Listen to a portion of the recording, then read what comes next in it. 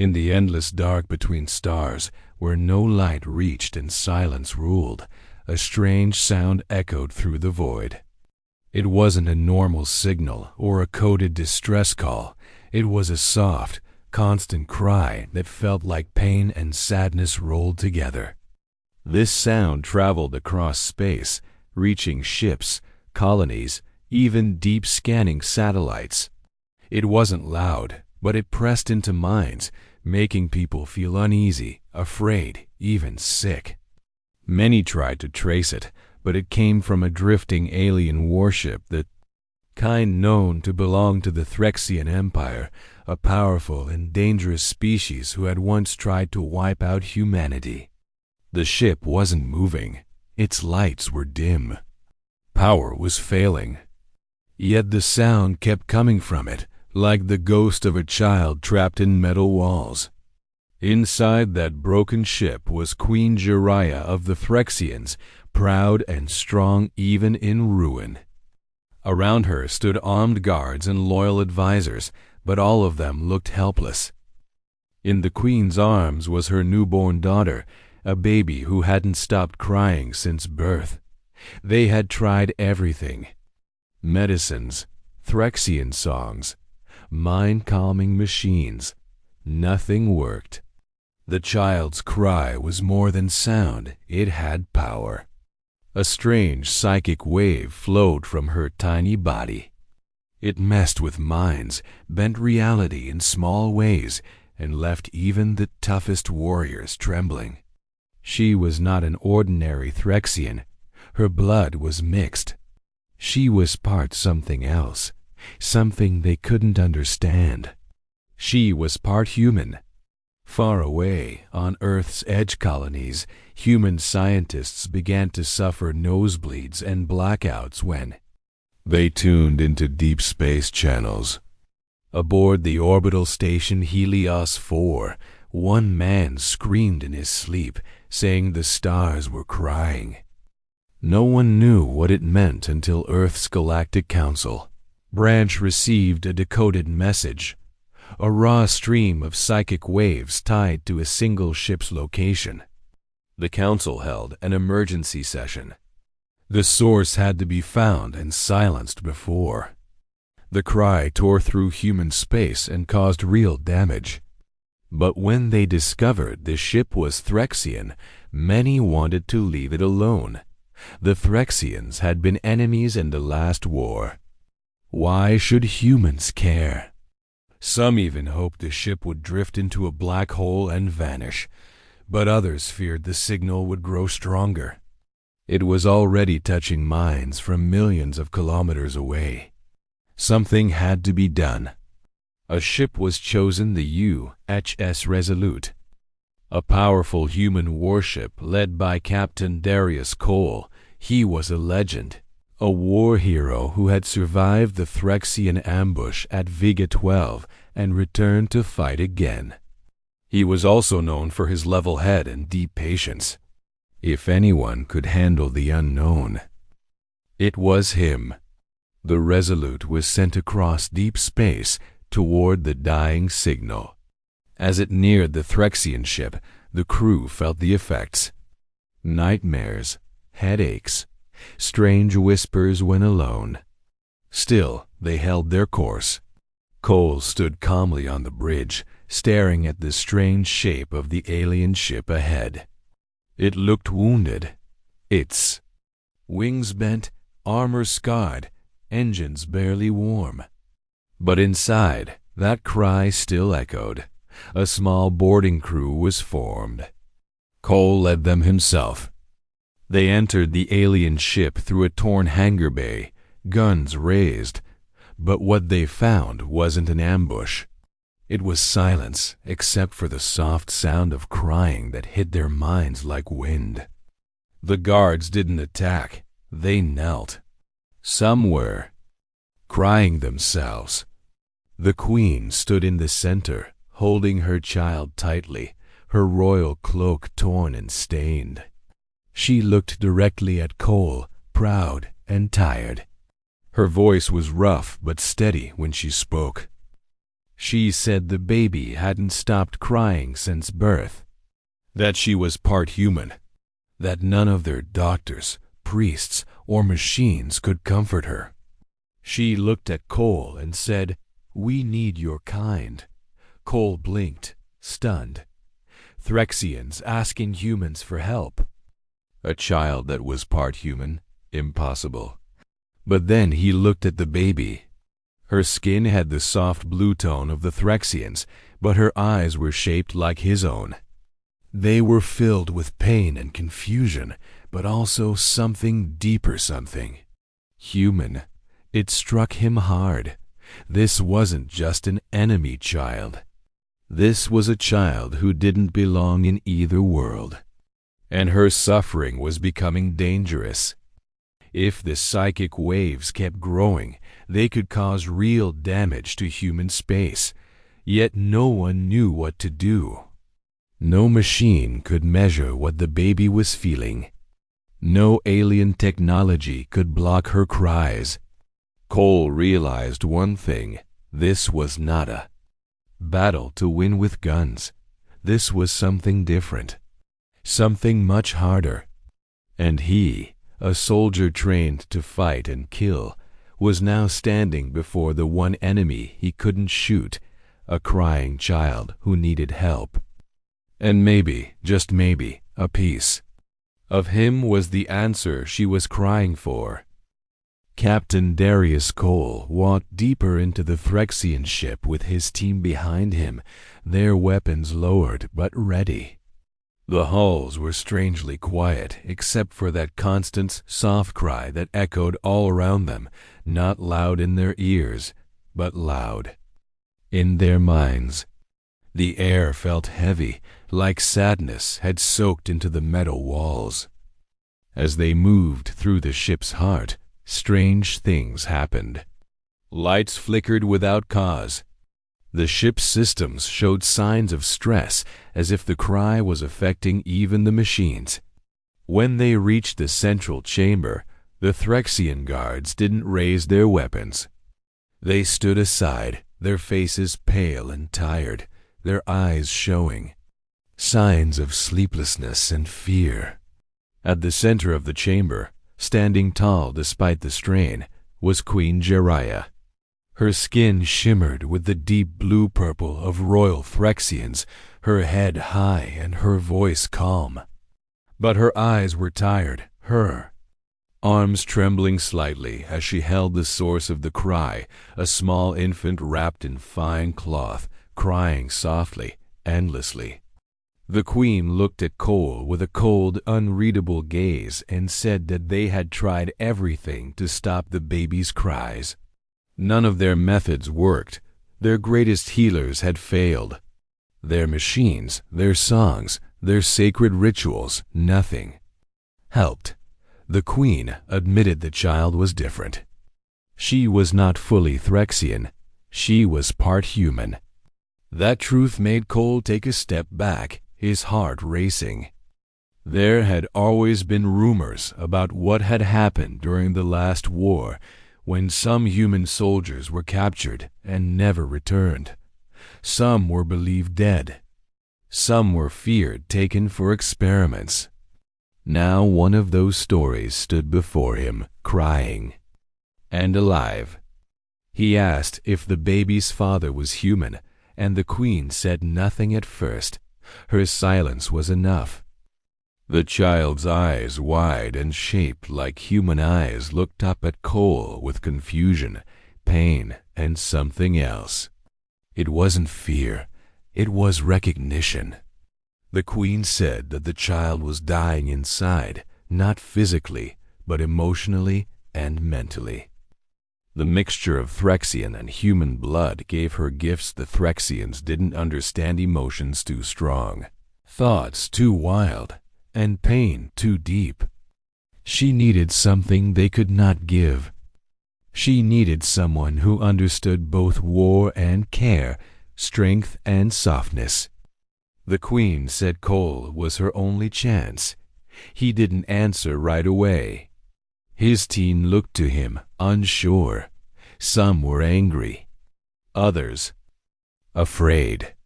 But he walked forward slowly, stopping just before the queen. She hesitated, clearly torn between pride and desperation, then offered the baby to him. He had never held something so small, so powerful, and so fragile. As soon as his arms wrapped around the child, the sound stopped. Not just the cry, but the noise in everyone's minds, the pressure in the air, the invisible weight. It was gone. The baby looked up at Cole with wide, curious eyes and made a soft cooing sound, a peaceful noise that made several Threxian guards lower their heads in relief. The queen's mouth opened slightly, stunned. Her warriors looked to her, unsure. What had just happened? Cole held the child gently, trying to stay calm as emotions ran through him, confusion, anger, wonder. The baby didn't cry. She rested easily in his arms, like she had known him forever. Cole felt something shift in that moment. Not just in his heart, but in the air itself, in the ship, in the universe. This child was more than a hybrid. She was something new, something dangerous, something beautiful. The queen said the baby was connected to both their worlds, and that connection could destroy or save them all. Cole didn't fully understand, but he could feel the truth of it. He looked around at the alien ship, the defeated warriors, and the once proud queen, now silent before him. And he knew that whatever came next, he had just become part of something much bigger than himself. The moment Captain Cole held the child and her cries stopped, a strange peace fell over the Threxian ship. The air no longer felt heavy, and the whispers that had filled the minds of his crew vanished. The baby, now quiet in Cole's arms, looked calm and curious. Her tiny hands reached toward his chest, and her eyes followed every movement he made, like she recognized something deep inside him.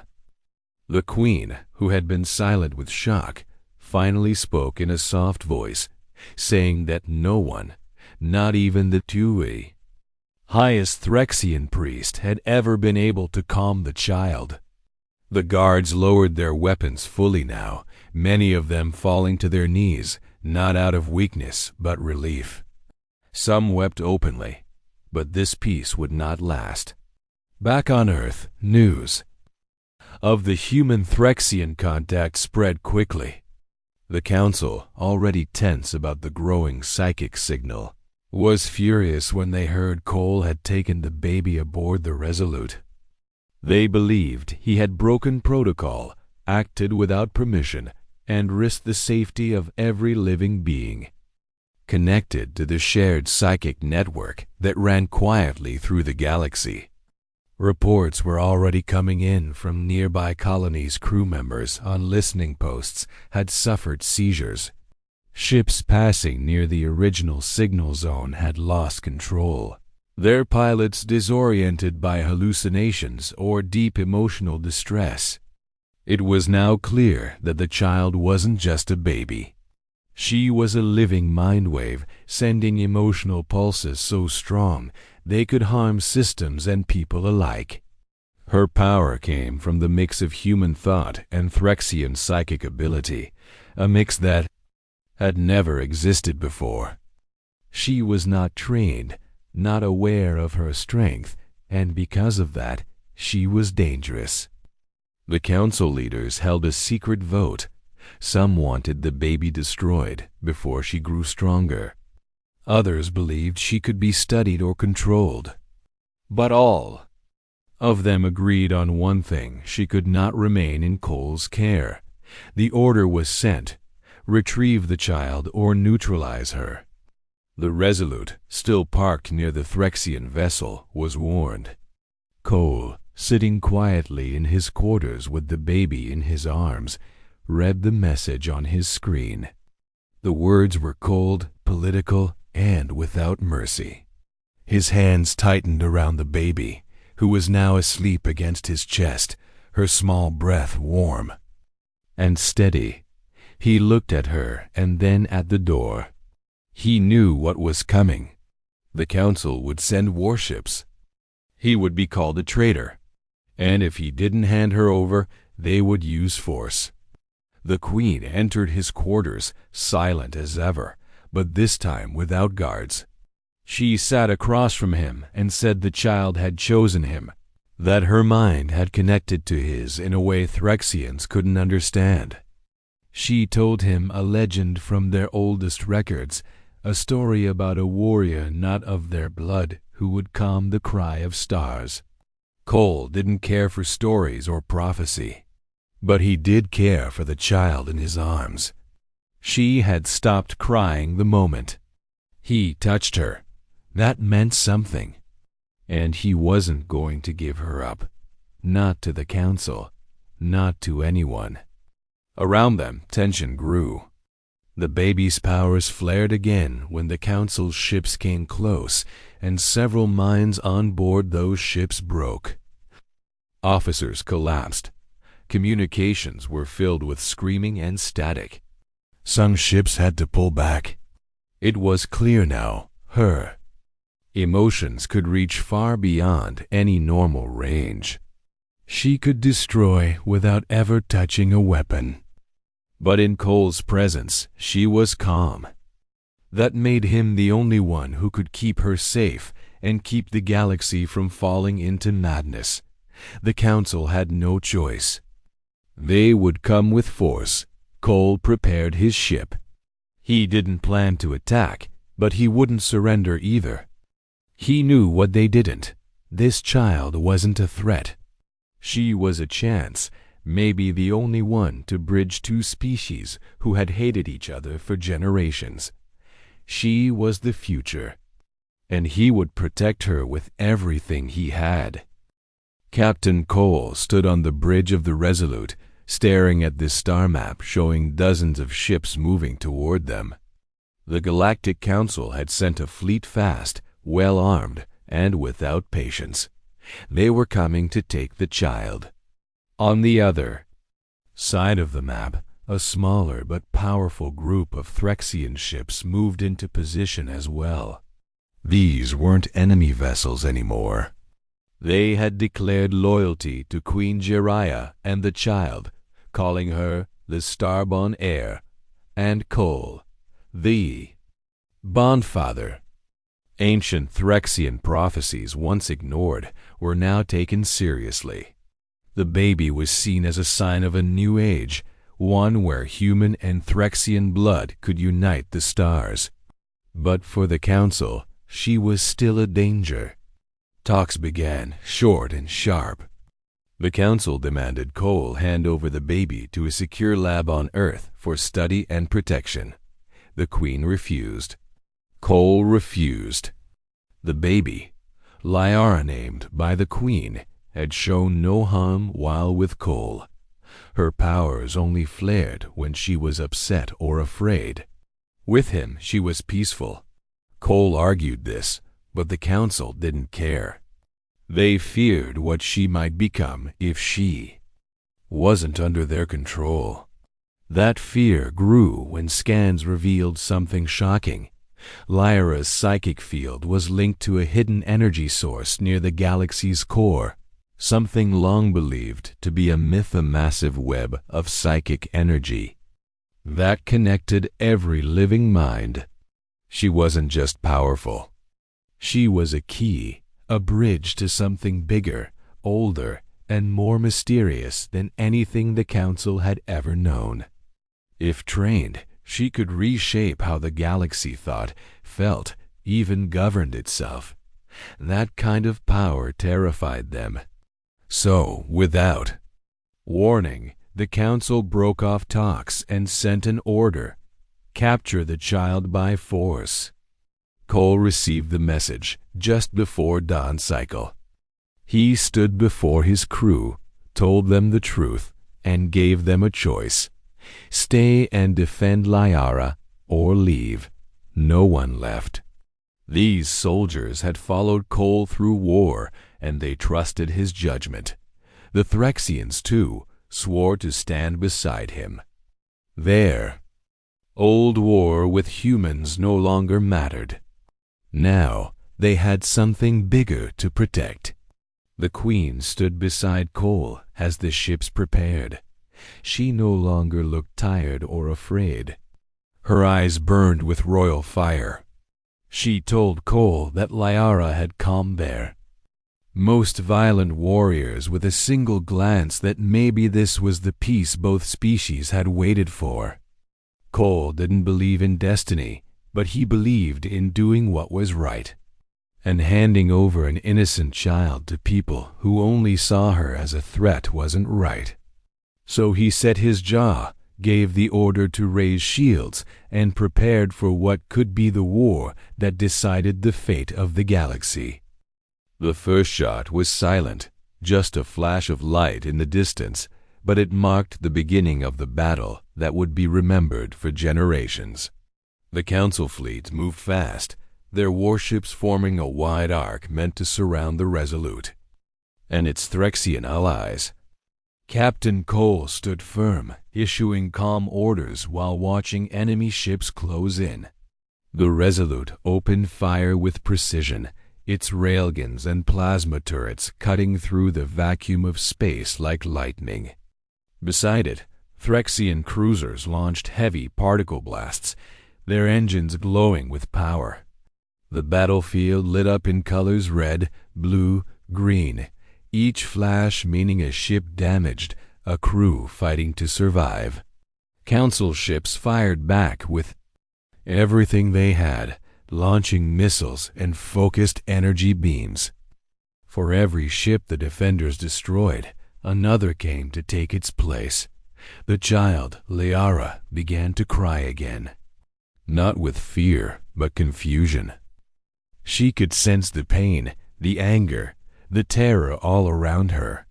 Her mind, untrained and too young to understand, reacted.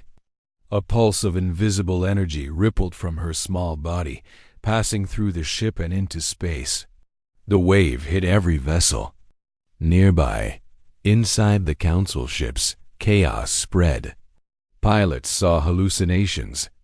Gunners dropped their weapons, shaking from emotions they couldn't explain. Some saw loved ones long dead. Others wept for reasons they didn't understand. Several ships lost control, drifting helplessly through the field of battle. Even the Resolute's systems flickered, and some of its crew struggled to focus. But, Cole held Liara close, whispering to her, grounding her with his calm voice. The Queen, wounded but standing tall on the bridge, told the Threxian captains to shield their minds and hold position. The defenders, though outnumbered, began to push back. Human ships moved like wolves, fast, smart, and fearless, while the young Threxians, heavy and powerful, broke through enemy lines like hammers. But then, the Council unleashed their secret weapon. A massive ship, black and round like a dark moon, moved into the center of the fleet. It activated a device called a psychic nullifier, designed to silence any mind-based energy. The moment it activated, Liara let out a scream of pure pain. Her body shook, her glow dimmed, and her cries returned, louder and sharper than before. The psychic wave she had released twisted into raw chaos. Council ships exploded. Threxian vessels wavered. Even the Resolute groaned under the pressure. Cole ran to her side. The Queen fell to her knees, blood on her hands. Everything was breaking. Cole picked Liara up again. She looked at him, her eyes wild and full of fear. He whispered to her, held her tight, and closed his eyes. He didn't know what would happen. He just knew he had to be there for her. A light burst from her skin, wrapping around both of them. It flowed outward, not in pain, but in peace. A second wave moved across the battlefield, but this one didn't bring madness. It brought calm. Every crew member, human or alien, felt a strange warmth. For a moment, the fighting stopped. Guns went silent. Ships froze in space. The energy from Lyra's heart, channeled through Cole, brought a vision to every soldier. Vision of a future without war, where human and Threxian children played together, where hatred was just a story in history books. Many dropped their weapons. Some wept openly. The massive council ship powered down its nullifier, confused and shaken. Their commanders sent no further orders. For the first time, there was true silence across the battlefield. Lyra, still glowing, rested her head on Cole's chest and fell asleep. The Queen, still bleeding, looked up at him with a faint smile. Cole stood in the center of the bridge, holding a child who had stopped a war not by fighting, but by feeling. The tide had turned not with fire, but with hope. Captain Cole stood at the center of the bridge, still holding Lyra close as her small body slowly stopped glowing, her breath soft and steady against his chest. Around him, silence stretched through the ship and across the battlefield. Screens showed enemy ships no longer moving, their weapons cold, their lights dim. Commanders who had moments ago screamed orders of attack were now silent, staring at their crew with confusion and awe. Something had changed, deep and powerful. Cole could still feel the hum of Lyra's thoughts touching his mind, gentle now, no longer wild and painful. She had reached them, not just him, but every mind across that battlefield. Human and Threxian soldiers saw the same thing during that moment of peace. Visions of unity, of shared futures, of children playing under stars where war had once burned. And though many didn't understand it fully, they felt something they couldn't ignore: hope. The Queen, weak from her injuries, leaned against a rail and watched Cole carefully. She said that Lyra had chosen him, not by mistake or chance, but by instinct. His human heart, strong but gentle, had given her what no one else could: comfort, grounding, and love. She said that Lyra was born to be more than a queen. She was born to lead both species into a future where peace wasn't just a dream. But she could only do that with someone like Cole to guide her. Outside, a few ships moved again, slowly, carefully. Council vessels sent coded messages, not of surrender, but of questions. What had happened? Who was the child? Could this power be trusted? Cole didn't give them a speech or a threat. He simply opened a secure channel and sent them one quiet message: she's not your weapon. She's not your threat. She's our chance. Across the galaxy, news of the battle spread like wildfire. The child who had once been feared was now called a miracle. Some still didn't trust her. Some believed she was too powerful to exist. But others, millions of them, saw her as something new, proof that even after blood and hate, something better could rise. In the days that followed, the Resolute returned to neutral space, where peace talks were arranged. The Queen, healing but proud, stood beside Cole as allies from many worlds gathered. They didn't come to demand, they came to listen. Cole didn't speak as a soldier. He spoke as a guardian. He told them about the cries, the pain, the fear Lyra had felt since birth. He told them about the moment she touched his mind and showed him her loneliness. He told them how she stopped a war by simply reaching out with her heart, and that was all it took. The council backed down. Treaties were signed. And Lyara, once seen as a threat, became a symbol. Cole stayed with her, not because he was ordered to, but because he wanted to. She trusted him, and he had come to love her like a father. The Queen called him family now. Together, they began to build something new, not a kingdom or an empire, but a future. One where the stars didn't burn with war, but shone with promise. And at the center of it all, safe in the arms of a human who refused to give her up, the child of two worlds slept peacefully. Time passed, and the memory of the great battle slowly faded into stories told around firelight and classroom screens across many worlds. Captain Darius Cole no longer wore his uniform, but his name lived on in both human and Threxian histories, not as a warrior, but as a protector. He lived now aboard a peaceful station orbiting a twin-star system where human and Threxian scientists, teachers, and families worked together to build a shared future. At the heart of it all was Lyara, the child who once shook the galaxy with her cries. She had grown quickly, her mind more advanced than anyone had expected. She learned languages in days, solved puzzles without speaking, and could sense the emotions of others just by being near them. But she wasn't a weapon, and she never wanted to be. She was gentle, curious, and kind. When people looked at her, they no longer saw a danger, they saw hope. Cole raised her like his own daughter, teaching her about both of her cultures.